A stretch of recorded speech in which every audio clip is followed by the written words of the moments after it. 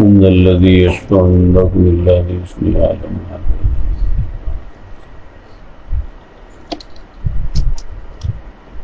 كرسي السماوات والأرض ولا لا إله إلا الله وحده لا شريك له. إن الحمد لله نحمده ونصلي على رسوله الكريم. أما بعد، أعوذ بالله السميع العليم من الشيطان الرجيم. بسم الله الرحمن الرحيم. فاستجاب لهم ربهم أني لا أضيع عمل عامل منكم من ذكر أو أنثى بعضكم من بعض، فالذين هاجروا وأخرجوا من ديارهم وأوذوا في سبيلي وقاتلوا وقتلوا لأكفرن عنهم سيئاتهم ولأدخلنهم جنات تجري من تحتها الأنهار ثوابا من عند الله والله عنده حسن الثواب. لا يغرنك تقلب الذين كفروا في البلاد متاع قلیل ثم مأواہم جہنم وبئس المہاد. حضرات محترم، گزشتہ آیات میں ہم نے رسول اللہ صلی اللہ علیہ وسلم کا وہ تجدید عہد جو ہر صبح کو آپ کیا کرتے تھے وہ پڑھا، اور اس میں بہت سی دعائیں آپ نے اللہ رب العزت سے مانگی. اللہ ہر مسلمان کو توفیق دے کہ وہ اپنے دن کا آغاز ان دعاؤں کے ساتھ کیا کرے. ان میں پہلی دعا تھی سبحانک فقنا عذاب النار. اے اللہ تو پاک ہے، ہم خطا کار ہیں، ہمیں آگ کے عذاب سے بچا لینا.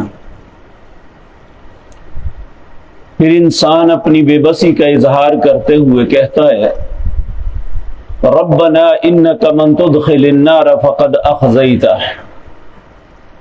اے اللہ جسے تو نے آگ میں داخل کر دیا وہ تو ذلیل ہو گیا. وما للظالمین من انصار، ایسے ظالموں کا کوئی مددگار نہیں ہوگا. پھر انسان اللہ سے کہتا ہے ربنا اننا سمعنا منادیا ینادی للایمان ان آمنوا بربکم فآمنا.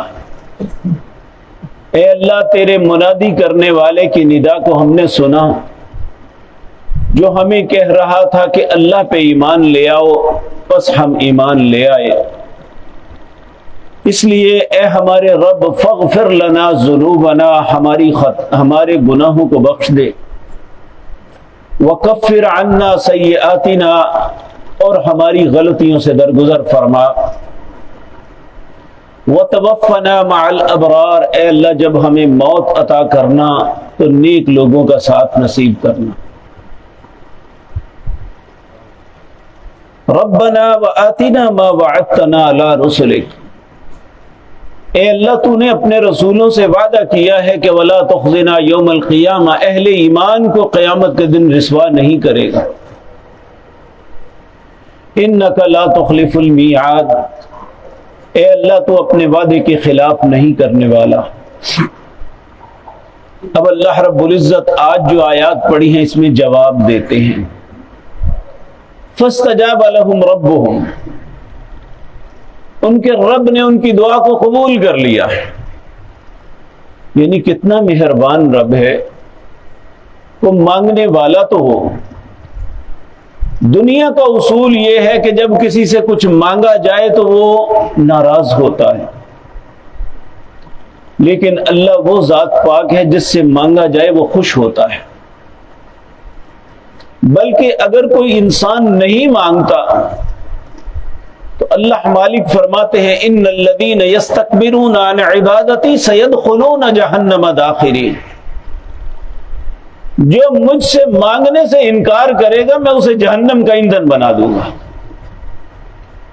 اس لیے ہمارا مفاد بھی ہے، ہماری ضروریات بھی ہیں، ہماری تکلیفیں بھی ہیں، ہماری حاجات بھی ہیں. ہمیں ہر آن اللہ سے مانگنا چاہیے. نبی کریم صلی اللہ علیہ وسلم نے ایک مرتبہ آپ کے چچا کا ذات بھائی سیدنا عبداللہ بن عباس رضی اللہ تعالیٰ عنہ آپ کے پیچھے بیٹھے ہوئے تھے، لمبی حدیث ہے۔ اس کا پہلی بات یہ تھی، آپ نے فرمایا یا غلام، اے بیٹے، جب بھی سوال کرنا اللہ سے مانگنا، اللہ سے سوال کرنا، جب بھی استعانت مدد کی ضرورت پڑے تو اللہ سے مدد طلب کرنا۔ تو ہر انسان کو یہ بات چاہیے، حتیٰ کہ آپ نے فرمایا اگر ایک جوتے کے تسمے کی ضرورت بھی پڑے نا، وہ بھی اللہ سے مانگنا۔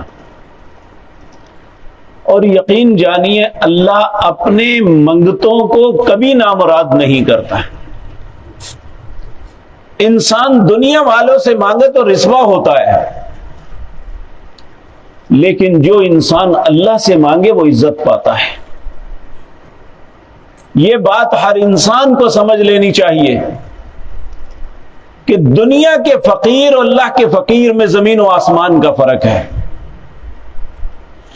اللہ کا فقیر صاحب عزت ہوتا ہے، اور دنیا کا فقیر، لوگوں کا فقیر، یہ ایک رسوا اور راندہ درگاہ ہوتا ہے کہ ہر بندے کے سامنے وہ ہاتھ دراز کرتا ہے، کوئی نفرت سے انکار کر دیتا ہے، کوئی جھڑک دیتا ہے، لیکن اللہ اپنی بارگاہ میں آئے ہوئے کسی انسان کو نہیں جھڑکتا۔ اور دیکھیں اللہ سے دعائیں مانگی، اللہ نے اسی وقت جواب بھیج دیا۔ فاستجاب لهم ربهم، ان کے رب نے ان کی دعاؤں کو قبول کر لیا۔ پھر کہا انی لا اضیع عمل عامل منکم، میں کسی عمل کرنے والے کے عمل کو ضائع نہیں کرتا، من ذکر او انثی، چاہے وہ مرد ہو یا عورت، بعضکم من بعض، یہ بعض سے ہے، یعنی مرد ہے یا عورت، یہ ایک ہی نسل سے ہے۔ عمومی طور پہ بعض لوگ یہ اس بات کہتے ہیں، جی دیکھیں عموماً اللہ بندوں کو مخاطب کرتا ہے، بندوں کے متعلق انعامات خواتین کے لیے کیا ہے؟ اس میں کوئی شک نہیں کہ اللہ مخاطب جو کرتا ہے، لیکن اس میں ہماری بہنیں، بیٹیاں، مائیں سب شامل ہیں۔ جس طرح ایک مرد جو ہے اللہ کی اطاعت اور فرما برداری کرتا ہے تو وہ اللہ کے ہاں مقرب اور پسندیدہ ٹھہرتا ہے، اسی طرح ہماری ماں، بہن، بیٹی بھی جو عمل کرتی ہے اللہ کی نظروں میں وہ بھی ایک پسندیدہ ہے، کیونکہ جس طرح مرد اللہ کی مخلوق ہے، اللہ کے بندے ہیں، وہ بھی اللہ کی بندیاں ہیں۔ صرف صنف کا، زندگی میں کام کا فرق ہے، مرد کے لیے اور کام مقرر کیے، خواتین کے لیے اور، لیکن جب عمل کی باری آئے گی ممکن ہے بعض خواتین مردوں سے آگے بڑھ جائیں۔ اس لیے یہ بات یاد رکھ لینی چاہیے کہ اللہ کے مخاطب دونوں ہی ہیں، اور اللہ نے جہاں عمل کی قبولیت کی بات کی نا، وہاں وضاحت کر دی، من ذکر او انثی، اگر مرد دعا مانگے گا تو اس کی بھی قبول کروں گا، اگر عورت دعا مانگے گی تو اس کی بھی قبول کروں گا۔ پھر فرمایا فالذین ہاجروا، وہ لوگ بھی جنہوں نے خوشی سے ہجرت کی، اگر نہ بھی کرتے تو ان کا کوئی کچھ نہیں بگاڑ سکتا تھا، جس طرح سیدنا عمر جیسے، سیدنا عثمان جیسے، لیکن انہوں نے اللہ کی رضا کے لیے، اس کی خوشنودی کے لیے ہجرت کر دی، گھر بار سب کچھ چھوڑ دیا، مکہ مکرمہ کو چھوڑ کے مدینہ منورہ چلے گئے۔ آج بھی دنیا میں جو صرف اس لیے کسی ملک کو، کسی شہر کو چھوڑ کے دوسرے شہر میں اس لیے جاتا ہے کہ وہاں اسلام پہ آسانی سے عمل ہو سکتا ہے، میں اللہ کی رضا کے لیے کچھ کر سکوں گا، تو اس میں کوئی حرج والی، بلکہ وہ اللہ کے ہاں محبوب و مقبول ہے۔ وَأُخْرِجُوا مِن دِيَارِهِمْ، کچھ کمزور تھے جنہیں زبردستی نکال دیا گیا، وَأُوذُوا فِي سَبِيلِي، اللہ ان کی بھی قدردانی کرتا ہے جنہیں اللہ کے راستے میں تکلیفیں دی جاتی ہیں۔ اور آپ آج یہ بات یاد رکھ لیں، آج بھی جو شخص اللہ رب العزت کی وحدانیت کی بات کرتا ہے نا، آج بھی اسے اسی طرح اذیتیں تکلیفیں دی جاتی ہیں، اس کی مخالفت کی جاتی ہے جس طرح رسول اللہ اور ان کے ساتھیوں کی گئی۔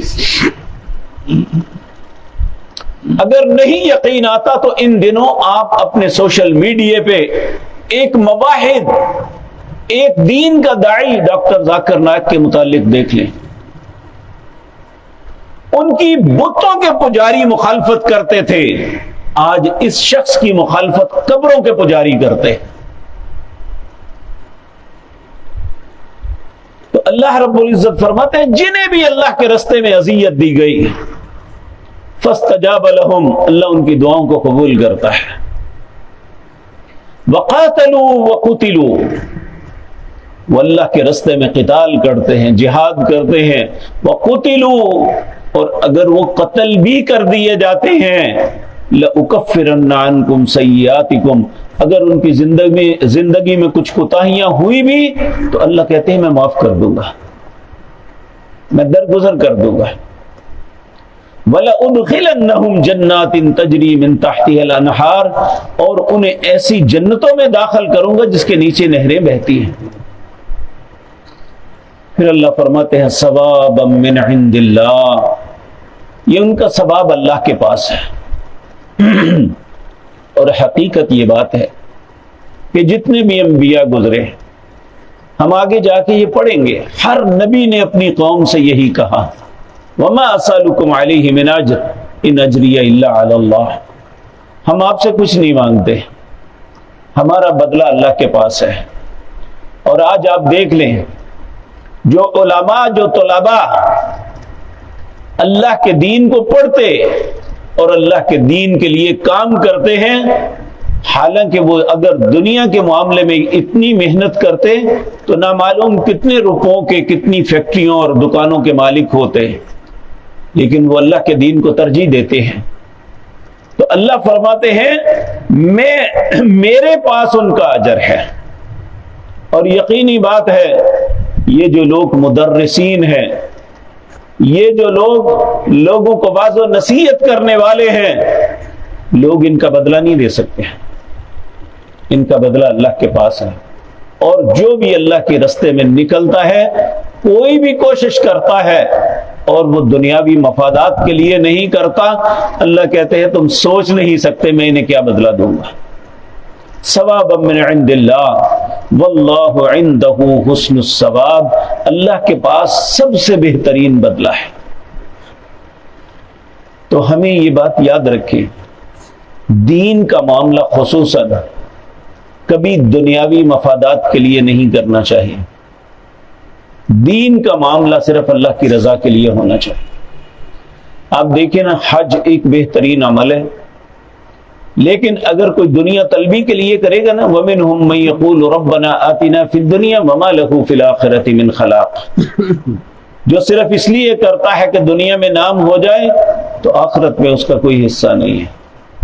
وَمِنْهُمْ مَن يَقُولُ رَبَّنَا آتِنَا فِي الدُّنْيَا حَسَنَةً وَفِي الْآخِرَةِ حَسَنَةً وَقِنَا عَذَابَ النَّارِ، جو آخرت مد نظر رکھتا ہے، اللہ دنیا بھی دے دیتا ہے، آخرت بھی دے دیتا ہے۔ اللہ ہمیں بھی ایسا نصیب والا بنا دے۔ پھر اللہ فرماتے ہیں لا یغرنک تقلب الذین کفروا فی البلاد، تمہیں ان کافروں کا شہروں میں پھرنا، بہت بڑی بڑی بلڈنگوں میں رہنا اور عیش و عشرت کرنا، زندگی بھر بدماشیوں اور عیاشیوں میں رہنا، تمہیں کسی غم میں مبتلا نہ کرنا۔ متاع قلیل، یہ لاکھوں کروڑوں اربوں جو ان کے پاس ہے نا، بہت تھوڑا توشہ ہے۔ آپ دیکھ لیں ہمارے حکمران سابقہ جو دنیا سے چلے گئے، اتنا لوٹا، سارا پیسہ باہر کے ملکوں میں جا کے جمع کروا دیا، نہ ان کی اولاد اسے لے سکی اور نہ کسی لوگوں کے کام آ سکا، اور اپنے سر پہ جہنم کا ایندھن باندھ کے اللہ کے روبرو پیش ہو گئے۔ آج بھی جو لوگ ہیں انہیں اللہ سے ڈرنا چاہیے کہ جن کا پیٹ بھرتا ہی نہیں ہے، لوگوں کی سسکیاں انہیں نظر ہی نہیں آتی، انہیں اللہ سے ڈرنا چاہیے۔ اللہ رب العزت فرماتے ہیں متاع قلیل، یہ بہت تھوڑا توشہ ہے جو ان کے پاس ہے، ثم مأواہم جہنم، اس کے پاس ان کا ٹھکانہ جہنم ہے، وبئس المہاد، اور بہت ہی برا ٹھکانہ ہے۔ اللہ ایسی خباثتوں سے ہمیں محفوظ رکھے اور ہمیں اللہ اپنے در کا محتاج اور فقیر بنائے، اور اللہ ہماری دعاؤں کو قبول فرما لے۔ اقول قولی ھذا واستغفر اللہ لی ولکم۔